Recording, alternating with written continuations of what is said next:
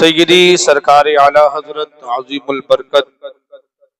الشاہ امام احمد رضا خان فاضل بریلوی ارشاد فرماتے ہیں،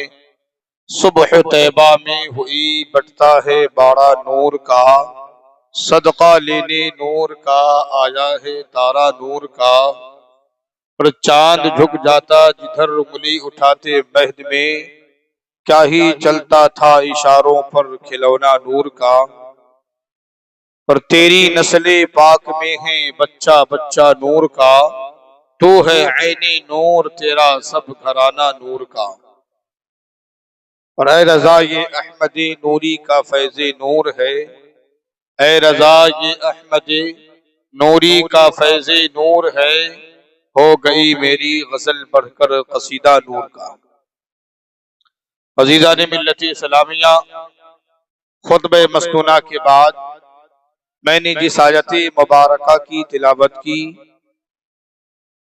اس کا ترجمہ اور اس کے متعلق تفسیر بیان کرنے سے قبل چند منٹوں میں آقا علیہ السلام کی ولادت سے قبل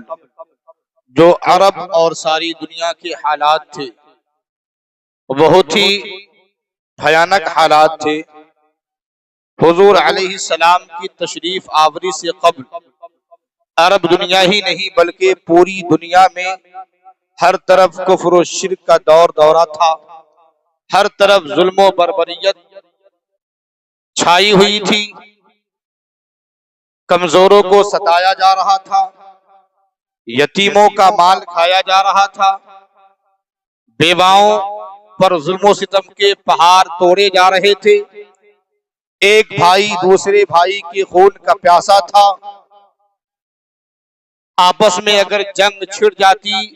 چھوٹی چھوٹی باتوں پر تو وہ جنگیں کئی سال چلا کرتے، اگر چھوٹی چھوٹی باتوں پر لوگ جنگ پر تل آتے تو وہ جنگیں 120 سالوں تک چلتی۔ حضور علیہ السلام کے ولادت باسعادت سے قبل عرب کے کچھ خطے میں کچھ علاقے میں یہ رسم پائی جا رہی تھی کہ لوگ اپنی بچیوں کو زندہ دفن کر دیا کرتے تھے۔ یہ پورے عرب کا حال نہیں تھا، عرب کے کچھ خطے کچھ علاقے کا یہ حال تھا، یہ دستور تھا کہ جب ان کے گھر میں بیٹی پیدا ہوتی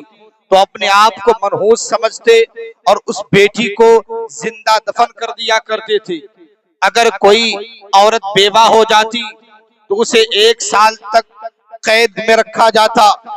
1 سال تک اسے نہانے کے لیے اسے اپنی شرمگاہ کی حفاظت کی خاطر مکمل طور پر کپڑے نہیں دیے جاتے، 1 سال تک مکمل طور پر اسے پانی نہیں دیا جاتا، جس کی وجہ سے وہ عورت نجاست کا مجسمہ بن جاتی تھی۔ یہ حال تھا دنیا کا، یہ حالت تھی دنیا کی۔ حضور علیہ السلام کی ولادت سے قبل عورتوں پر اس طرح کے ظلم ہو رہے تھے کہ ایک جوتی کے بدلے عورتوں کو فروخت کر دیا جاتا تھا، ایک جوتی کے بدلے عورتوں کو بیچ دیا جاتا تھا، مگر اللہ تبارک و تعالی نے رحم فرمایا۔ جب اللہ تبارک و تعالی کی رحمت بادل بن کر اسلام کی صورت میں حضور علیہ السلام کی صورت میں جب اس دنیا میں آیا تو ہر طرف بہار آ گئی، ہر طرف نکھار آ گئی، ہر طرف چہل پہل ہو گئی،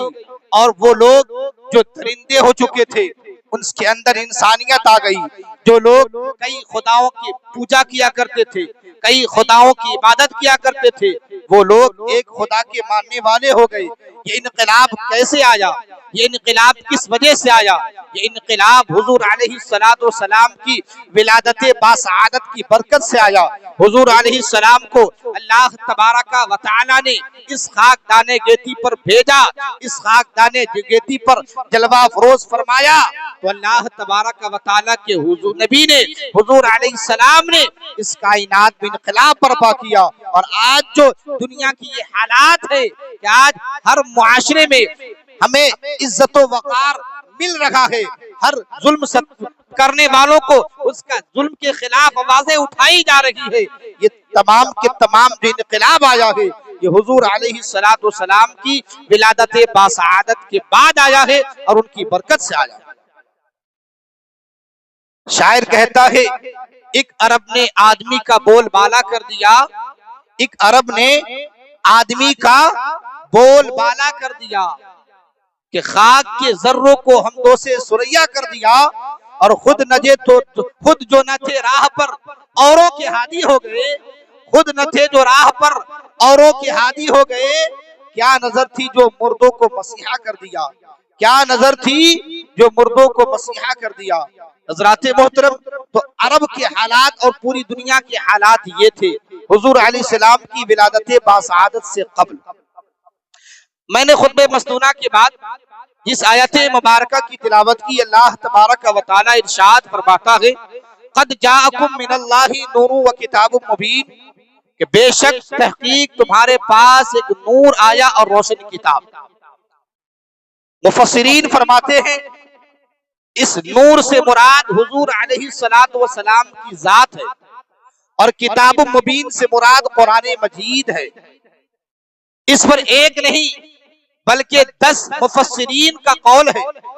کہ نور سے مراد حضور علیہ السلام کی ذات ہے۔ حضرت امام فخر الدین رازی کا قول ہے کہ اس سے مراد حضور علیہ السلام کی ذات ہے۔ ان کے علاوہ کئی اور مفسرین کا قول ہے کہ اس آیت مبارکہ میں جو نور ہے، اس نور سے مراد حضور علیہ السلام کی ذات مقدسہ۔ تو اللہ تبارک و تعالی نے فرمایا کہ بے شک تحقیق تمہارے پاس ایک نور آیا اور روشن کتاب۔ نور سے مراد حضور علیہ السلام کی ذات مقدسہ ہے، اور کتاب سے مراد، روشن کتاب سے مراد قرآن مجید ہے۔ اس کے علاوہ اللہ تبارک و تعالی نے اور مقامات پر حضور علیہ السلام کی آمد کا تذکرہ کیا ہے۔ ارشاد فرماتا ہے وما ارسلناک الا رحمتا للعالمین، اے محبوب ہم نے آپ کو ساری کائنات کے لیے رحمت بنا کر بھیجا۔ اللہ تبارک و تعالی اپنے لیے فرماتا ہے رب العالمین، کہ میں عالم کا رب ہوں، اور اپنے حبیب کے لیے فرماتا ہے رحمت للعالمین، کہ میں جس ذرے کا رب ہوں، میں جس خطے کا رب ہوں، میں جس چیز کا رب ہوں، میرے محبوب ان تمام چیزوں کے لیے رحمت ہے، ان تمام چیزوں کے لیے رسول ہے، ان تمام چیزوں کے لیے باعث رحمت ہے۔ دوسری جگہ اللہ فرماتا ہے، تیسری جگہ لقد من اللہ علی المؤمنین اذ بعث فیہم رسولا، کہ بے شک اللہ کا مومنوں پر احسان ہوا کہ اس نے انہی میں سے ایک رسول مبعوث فرمایا۔ ان کے علاوہ اللہ تبارک و تعالی فرماتا ہے لقد جاءکم رسول من انفسکم عزیز علیہ ما عنتم حریص علیکم بالمؤمنین رؤوف الرحیم، کہ اے لوگوں بے شک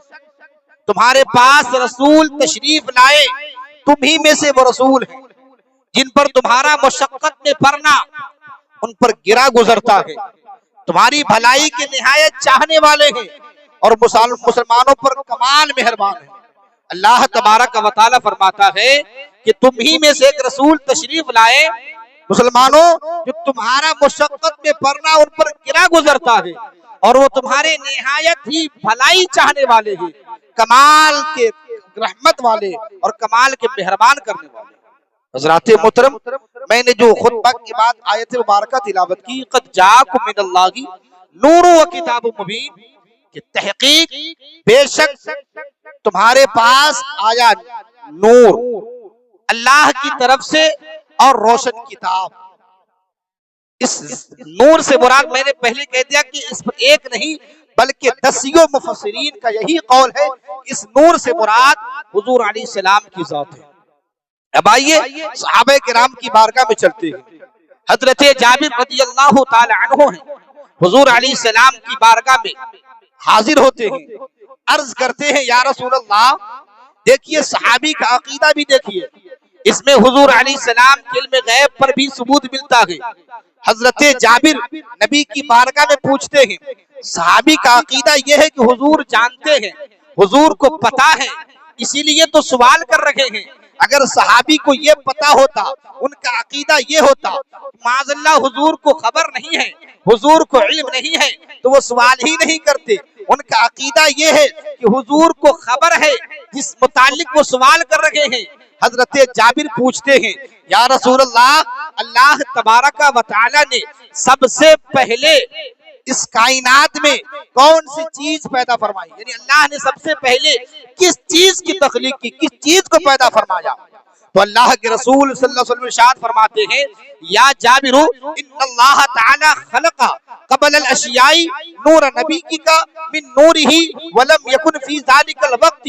لوح ولا قلم ولا جنت ولا نار ولا ملک ولا سماء ولا ارض ولا شمس ولا قمر ولا جن ولا انس۔ اے جابر، اللہ تبارک و تعالی نے سب سے پہلے تیرے نبی کے نور کو پیدا فرمایا، تیرے نبی کے نور کو اس وقت پیدا فرمایا جس وقت نہ لوح تھی،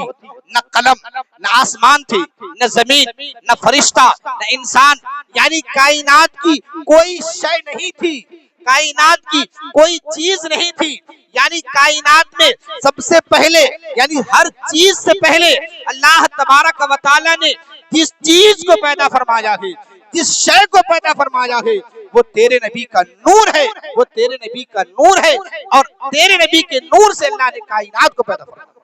یہ حضرت جابر کا عقیدہ ہے۔ حضرت جابر نبی سے پوچھ رہے ہیں کہ نبی کو پتا ہوگا تبھی تو پوچھ رہے ہیں، اور نبی نے بتایا بھی۔ یہ ہوتا کہ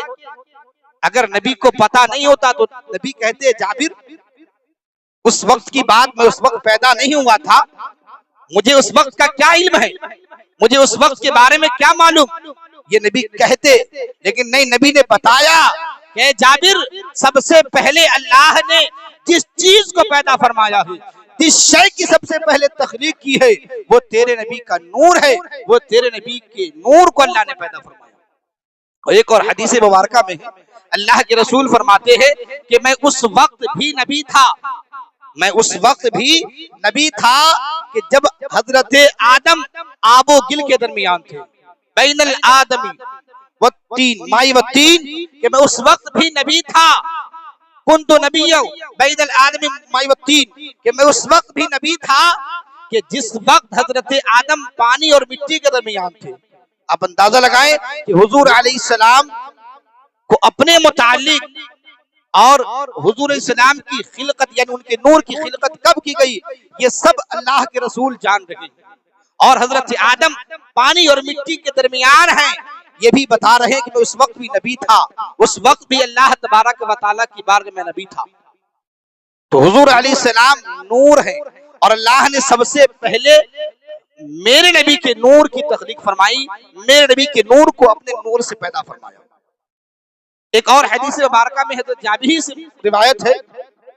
اس میں اللہ کے رسول فرماتے ہیں اول ما خلق اللہ نوری وانا من نور اللہ وکل خلائق من نوری، کہ اللہ نے سب سے پہلے میرے نور کو پیدا فرمایا، اور میں اللہ کا نور ہوں، اور میرے نور سے اللہ تبارک و تعالیٰ نے کائنات کو پیدا فرمایا، میرے نور سے عرش اعظم کو پیدا کیا گیا، میرے نور سے جنت کو پیدا کیا گیا، میرے نور سے کائنات کی تخلیق فرمائی۔ یہ دنیا میں جو بہاریں ہیں، یہ تمام کی تمام چیزیں یہ نور مصطفیٰ ہی کی وجہ سے بنی ہے، نور مصطفیٰ کے ذریعے ہی بنی ہے۔ اللہ تبارک و تعالیٰ نے سب سے پہلے جس چیز کی تخلیق فرمائی وہ نور مصطفیٰ ہے، وہ نور محمدی ہے۔ اور یہ نور کو اللہ تبارک و تعالیٰ نے کہاں رکھا؟ حضور فرماتے ہیں کہ اللہ نے میرے نور کو پیدا فرمایا، اور میں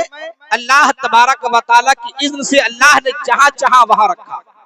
اور جب حضرت آدم علیہ نبی علیہ السلام کا پتلا تیار ہوا، خمیر تیار ہو گئی، تو اللہ تبارک و تعالیٰ نے اس نور محمدی کو حضرت آدم علیہ السلام کی پیشانی میں رکھا، اور یہ منتقل ہوتا ہوا حضرت عبداللہ تک آیا، اور حضرت عبداللہ سے حضرت آمینہ کی بطن اقدس سے پہنچا، اور پھر حضرت آمینہ سے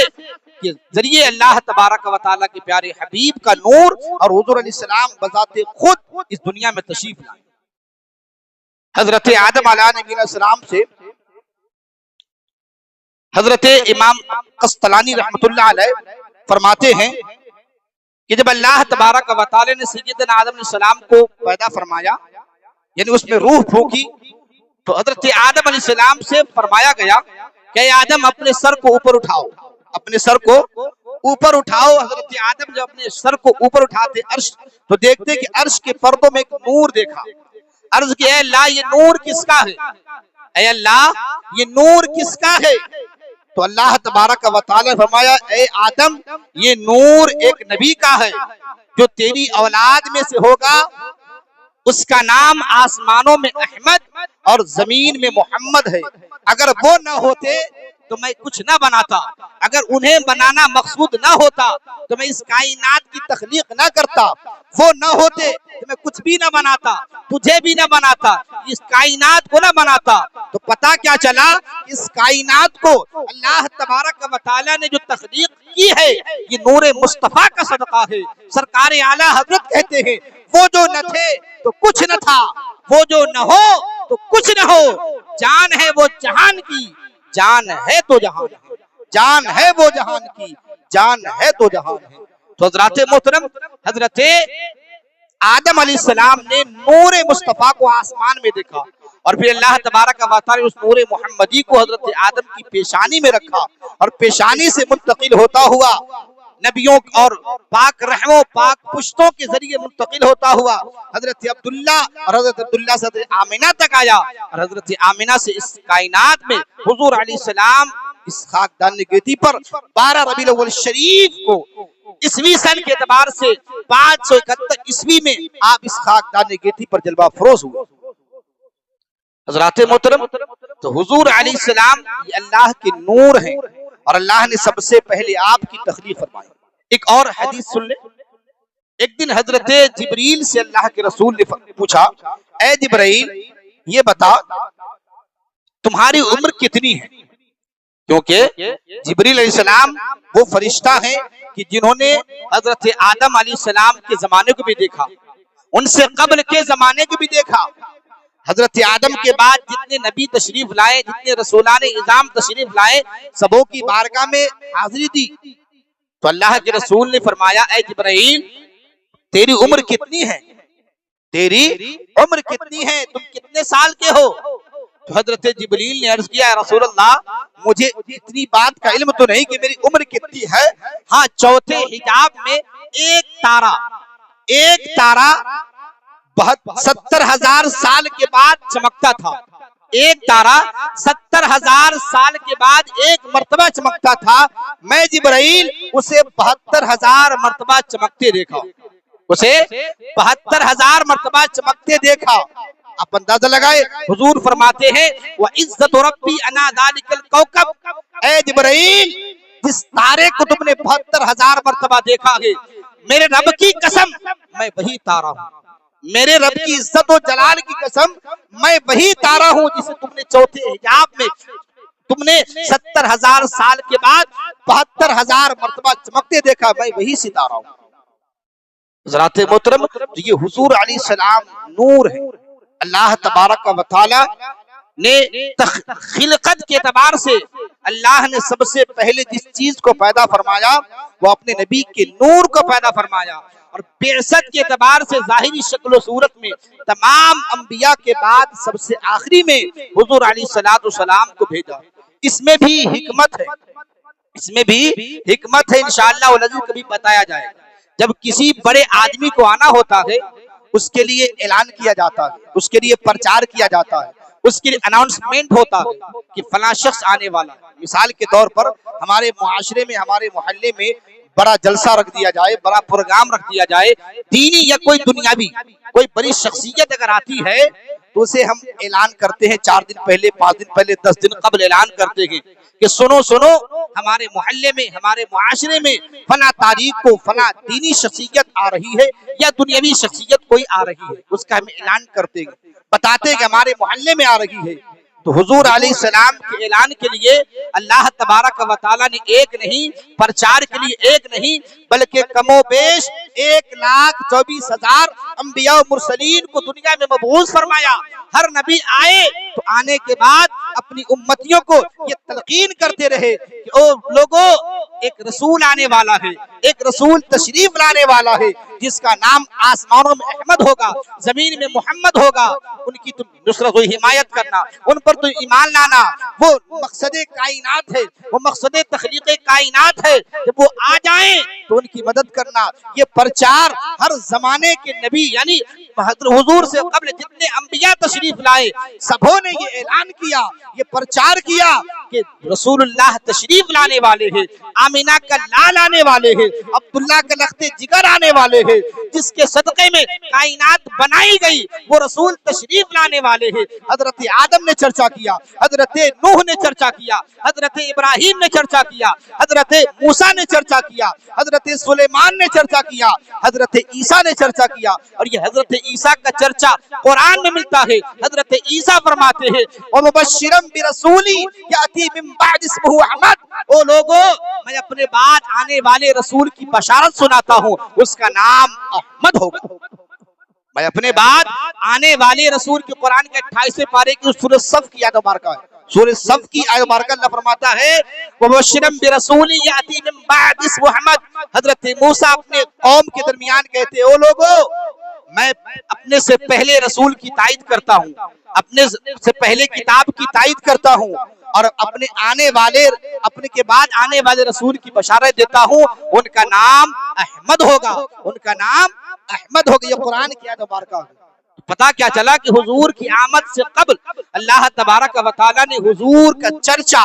حضور کا ذکر، اب یوں لفظوں میں اگر کہہ دیا جائے حضور کا میلاد منانے کے لیے